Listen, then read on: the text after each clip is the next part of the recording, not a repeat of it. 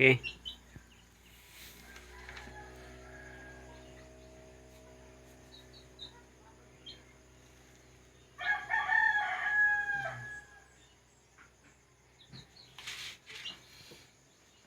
Magandang umaga, mga kapatid kaibigan.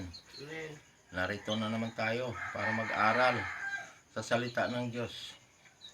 Bago tayo mag-umpisa, may hilingin ako sa inyo. Paki-subscribe, paki-like, paki-share sa aming munting YouTube channel, Marlon Coret YouTube channel, para mapabilis pagpalaganap ang salita ng Diyos sa buong mundo. At may pakilala natin ang ating Panginoong Hesukristo na ating Panginoong Tagapagligtas. Paki-subscribe, paki-like, paki-share. Maraming salamat po. Tayo na yung manalangin. Ama naming Diyos na makapangyarihan sa lahat, salamat po Panginoon sa umagang ito. Narito po kami Ama para mag-aral sa iyong salita. Basbasan mo po Panginoon ang lahat ng taga-subaybay at lahat ng tagapakinig nitong mensahe nito, na sila'y makakilala sa iyo at ikaw ay tanggapin bilang Panginoon at tagapagligtas. Ito ang aming hiling at samot dalangin sa pangalan ng aming Panginoong Hesukristo, naming Panginoong tagapagligtas. Amen. Mga kapatid kaibigan, dito tayo mag-aral sa Ezekiel Kapitulo 18, versikulo 21 hanggang 24. Ito ang sinasabi dito sa versikulo 21. Ngunit kung ang masamang tao ay lumayo sa lahat niyang kasalanan na kanyang nagawa at ingatan ang lahat ng aking mga tuntunin at gumawa ng ayon sa batas at matuwid, siya'y tiyak na mabubuhay. Siya'y hindi mamamatay. Yan ang sabi dito sa versikulo 21. Ang taong masama ay mamamatay, ang gumawa ng masasama. Pero ang tao nga gumawa ng mabuting mga gawa ay mabubuhay. Yan ang ibig sabihin dito sa versikulo 21.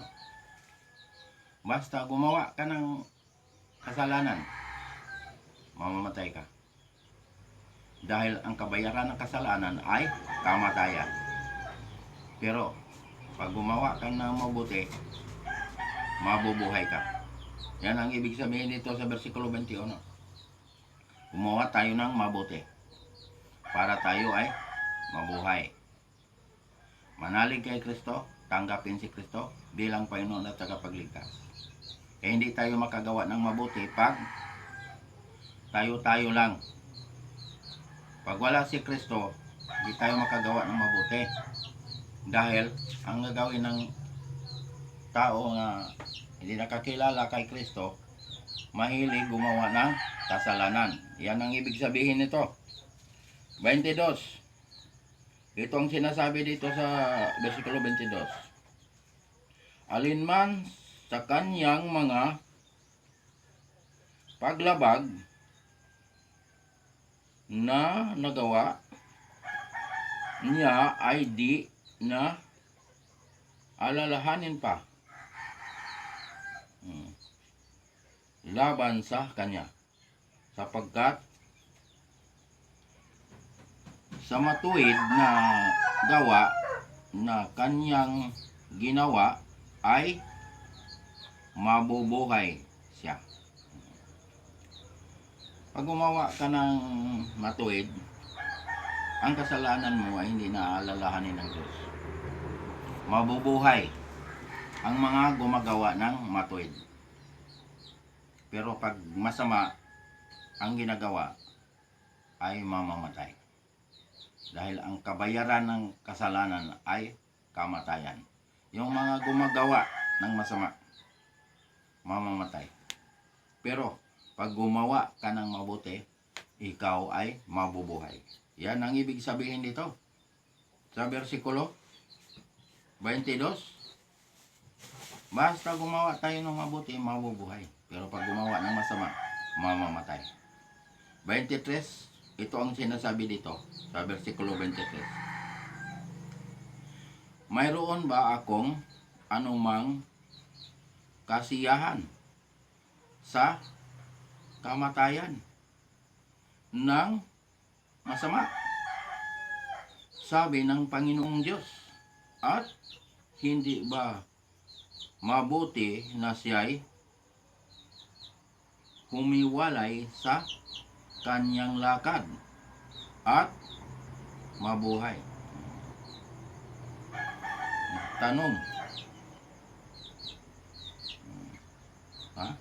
Dapat humiwalay sa masamang lakad para gumawa ng mabuti, para mabuhay. Ayan. Hindi gusto ng Diyos na tayo ay gumawa ng masama. Gusto ng Diyos na tayo ay gumawa ng matuwid, mabuting mga gawa para tayo ay mabuhay.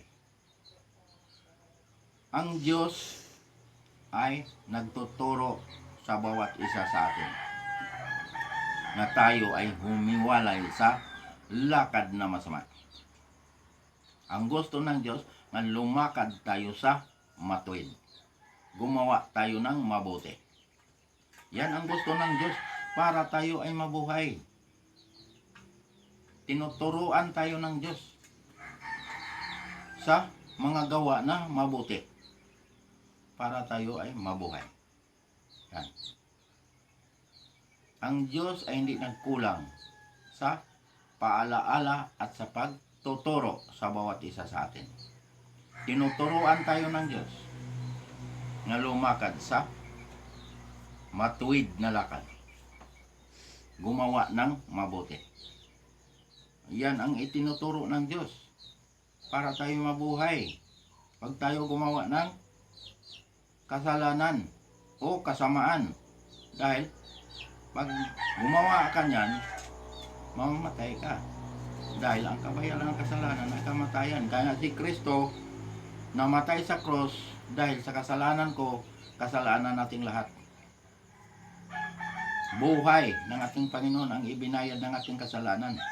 Pero siya ay walang kasalanan dahil siya ay Diyos. Pero tayo ang nagkasala. Siya ang nagbayad. Buhay ng ating Panginoon ang ibinayad ng ating mga kasalanan. Dugo ng ating Panginoon ang ihinugas ng ating mga kasalanan.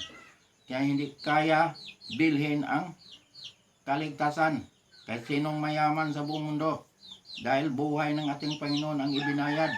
Dugo ng ating Panginoon ang ihinugas ng ating kasalanan. Kaya ang sabi ng Diyos, lumakad tayo sa matuwid para tayo ay mabuhay. Huwag tayo lumakad sa masama. Dahil pag lumakad tayo sa masama, mamamatay. Dahil ang kabayaran ng kasalanan, kamatayan. Yan. Yan ang Diyos nagmamahal sa bawat isa sa atin. Ayaw ng Diyos na tayo ay mapahamak. Gusto ng Diyos na tayo ay maligtas. Kaya ang sabi ng Diyos, lumakad tayo sa matuwid na lakad. Huwag tayo gumawa ng kasamaan o kasalanan. Dahil yung mga ganyang tao ay mamamatay. Yan. Last verse, 24. Ito ang sinasabi dito sa versikulo 24. Ngunit kapag ang matuwid ay humiwalay sa kanyang pagiging matuwid, ay gumawa ng kasamaan at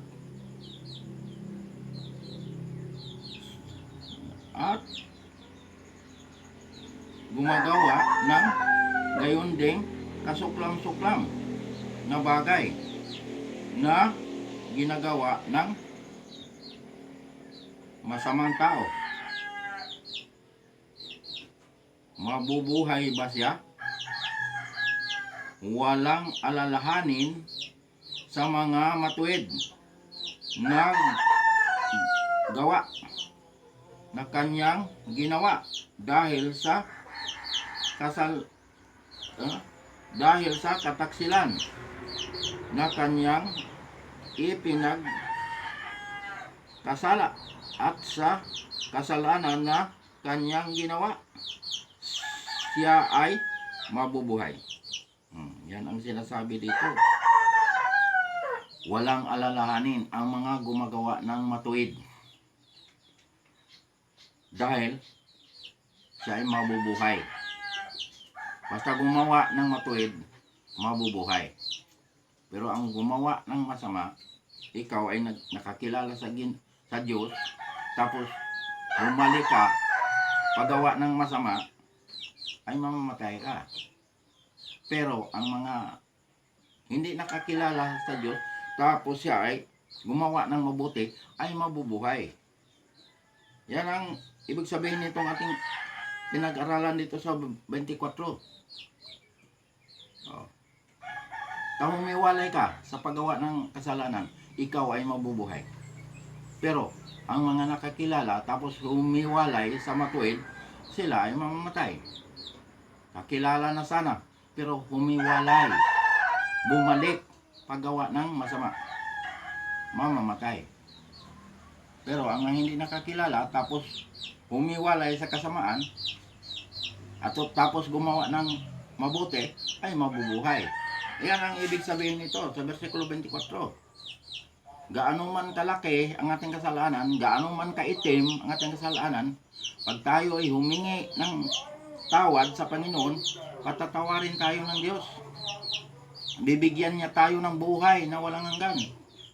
Pangalan ay nakasulat sa aklat ng buhay. Ayan. Para tayo ay magkaroon ng kaligtasan. Para pangalan ay nakasulat sa aklat ng buhay. Dahil ang kaligtasan nasa pananalig kay Kristo, nasa pagtanggap kay Kristo. Tanggapin si Kristo bilang Panginoon at tagapagligtas. Para tayo ay magkaroon ng buhay na walang hanggan. Para pangalan ay nakasulat sa aklat ng buhay. Iyan ang katiyakan sa kaligtasan. Pagkaligtasan ang hanap, lumapit kay Kristo, manalig kay Kristo, tanggapin si Kristo bilang Panginoon at tagapagligtas. Kaya walang ibang tagapagligtas kundi si Kristo lamang. Gawa 4:12. Siya lamang ang tagapagligtas. Hindi tayo maliligtas sa ibang pangalan. Huwag tayo tumawag ng ibang pangalan. Kay Kristo tayo lumapit. Manalig kay Kristo, tanggapin si Kristo bilang Panginoon at tagapagligtas. Yan tayo naliligtas sa pananalig at pagtanggap kay Kristo. Anong gagawin? Pag matapos tinanggap si Kristo, magpabautismo sa pangalan ng Ama, pangalan ng Anak, pangalan ng Espiritu Santo. Dahil ang bautismo ay mahalaga. Paglubog mo sa tubig, namatay ka kasama ni Kristo. Pag ahon mo, nabuhay ka kasama ni Kristo. Yan ang kahalagahan ng bautismo. Ikaw ay nagiging bagong nilalang na. Wala nang dating pagkatao. Ikaw ay bago na. Ikaw ay nakatawid na sa kamatayan tungo sa buhay na walang hanggan. Ikaw ay ipinanganak muli sa Espiritu. Ayan. Yan ang kahalagahan ng bautismo. Buhay ka pa. Nakatawid ka na sa kamatayan. Bakit? Namatay ka na kasama ni Kristo. Nabuhay ka kasama ni Kristo. Nagiging bagong nilalang ka. Wala na ang dating pagkatao. Ikaw ay bago na. Ayan ang kahalagahan ng bautismo. Pagkatapos mong nabautismoan, anong gagawin mo? Sundin ang utos ng Diyos. Huwag lapastanganin ang utos ng Diyos. Huwag itakwil ang utos ng Diyos. Huwag burahin ang utos ng Diyos. Kaya ang sabi ng ating Panginoong Hesukristo sa Juan 14, versikulo 15, kung iniibig ninyo ako, tutuparin ninyo ang aking mga utos. Yan ang sabi ng ating Panginoon. Hindi niya binura ang kanyang utos. ipatupad pag mahal natin ang Diyos. Ano pang sinabi? Sa unang Juan Kapitulo 2, versikulo 3 hanggang 4. Nakakatiyak tayong nakikilala natin ang Diyos kung sinusunod natin ang kanyang mga utos. Verse 4, ang nagsasabing nakikilala ko siya, ngunit sumusuway naman sa kanyang mga utos ay sinungaling at wala sa kanya ang katotohanan. Yan ang sinasabi ng ating Panginoon. Hindi niya binura ang kanyang utos. Yung 10 utos, yung nakasulat sa 2 tapyas na bato, daliri ng Panginoon ang isinulat, hindi yan binura. Ang binura, ang nakasulat sa papel. Yan ang binura. Yung kautusan nga, pagkatay-katay ng mga hayop para iwisik para sa kaligtasan. Yun ang binura. Dahil naganap na ni Kristo sa krus sa Kalbaryo. Ang kanyang dugo na, ang ihinugas ng ating kasalanan, ang kanyang buhay, ang ibinayad ng ating kasalanan. Kaya nga, may utos na binura. Pero ang 10 utos, hindi yan binura. Dahil, nasa utos ang palatandaan ng Diyos. Nga, ang sabi ng Diyos, kilalanin niyo ako, kilala ko kayo. Ezekiel 20:20. Anong utos yun? Ang ika-7 araw, yung Sabat. Ayan ang ipinagpahinga ng Diyos. Yan ang ginawa ng Diyos na palatandaan sa mga nakakilala sa Kanya. Ang sabi ng Diyos, kilala niyo ako, kilala ko kayo. Anong palatandaan? Yung ika-7 araw, yung Sabat. Yan ang ginawa ng Diyos na palatandaan. Dahil nung nilikha itong mundo na ito, langit, lupa, dagat, lahat, pati tayo nilikha ng Diyos, lahat ng nakikita natin dito sa mundong ito, ang sabi ng Diyos, nilikha niya ito sa loob ng 6 na araw. 6 na araw, paglikha nitong mundo na ito. Anong araw yun? Nag-umpisa na nilikha ng Diyos. Ang sinasabing 6 na araw. Saan nag-umpisa? Na paglikha ng Diyos. Linggo, Lunes, Martes, Merkoles, Huwebes, hanggang Biyernes. Nilikha ito ng Diyos. Ang ika-7 araw, ang Sabado o Sabat, ang sabi ng Diyos, siya ay nagpahinga. Bakit nagpahinga ang Diyos? Napagod ang Diyos? Hindi napapagod ang Diyos dahil ang Diyos ay makapangyarihan. Sinabi ng Diyos nga siya ay nagpahinga para tayong kanyang mga anak, mga nilalang, mga hinirang, sumunod sa Kanya para tayo ay makapasok sa kapahingahan ng Diyos. Yan ang ibig sabihin yan. Kaya ang ika-7 araw, binasbasan, ibinukod para sa Diyos. Para tayo ay sumamba sa Diyos. Sambahin ang Diyos sa espiritu at sa katotohanan. Sa araw ng Sabat. Yan ang ibig sabihin yan. Kaya sa bagong langit, bagong lupa, ang samba ron ay Sabat. Saan magbabasa? Isaiah 66, versikulo 22 hanggang 23. Sa versikulo 22, mababasa mo ang bagong langit, bagong lupa. Tiyak, mababasa mo yan sa versikulo 22. Sa versikulo 23, pag nakabasa ka ng araw ng pamamahinga, Sabat yan, hindi yan linggo. Pero dito, sa hawak ko na Biblia, ang nakasulat dito ay Sabat. Ang sabi ng Diyos, lahat ng bansa pupunta ron para sumamba sa Diyos sa araw ng Sabat. Lahat ng bansa. Hindi lang sinabi ng Diyos na kayo lang taga-Israel o Hudyo, kayo lang pumunta rito para sumamba. Hindi sinabi ng Diyos. Lahat ng bansa pupunta ron para sumamba sa Diyos. Sambahin ang Diyos sa espiritu at sa katotohanan. Pero mga kapatid kaibigan, hindi makapagsamba ron ang mga pangalan na hindi nakasulat sa aklat ng buhay. Dahil iba ang destinasyon ng mga pangalan na hindi nakasulat sa aklat ng buhay. Ang destinasyon nun ay lawa na apoy. Ang lawa na apoy, yun ang pangalawang kamatayan. Yun ang impyerno. Yan ang paglagyan ng mga pangalan na hindi nakasulat sa aklat ng buhay. Pero kapatid kaibigan, ngayong umagang ito, pag kayo'y nananalig kay Kristo, pag kayo'y tumanggap kay Kristo, tiyak, pangalan nyo ay nakasulat sa aklat ng buhay. Tiyak, may buhay na walang hanggan. Ayan ang katotohanan, mga kapatid kaibigan. Wala itong halo nga kasinungalingan. Tinuturuan tayo ng Diyos. Kaligtasan, tinuturuan tayo. Sino tagapagligtas? Si Jesucristo. Walang ibang tagapagligtas, kundi si Jesucristo. Gawa 4:12. Siya lamang tagapagligtas, wala nang iba. Bautismo, tinuturuan tayo ng Diyos. Kautusan, tinuturuan tayo ng Diyos. Araw ng gusto ng Diyos nga siya isambahin, tinuturuan tayo ng Diyos. Ang Sabat. Ayan. Tinuturuan tayo ng Diyos para hindi tayo mapahamak. Pinapaiwas niya tayo. Ang sabi ng Diyos, mga anak, lumayo kayo sa mga Diyos-Diyosan. Kay alang ka na sa kapahamakan. Pinapalayo tayo sa mga ribulto, mga imahen, mga larawan. Ang sabi ng Diyos, lumayo kayo niyan. Para hindi kayo mapahamak. Pahayag, Kapitulo 21, versikulo 8. Ang sabi ng Diyos, ang mga tigsimbag Diyos-Diyosan ay itatapon niya sa naglalagablab na apoy at asupre. Ayan ang pangalawang kamatayan. Kaya ang Diyos nagsabi, mga anak, lumayo kayo sa mga Diyos-Diyosan, kay alang ka na sa kapahamakan. Yan ang sabi ng Diyos.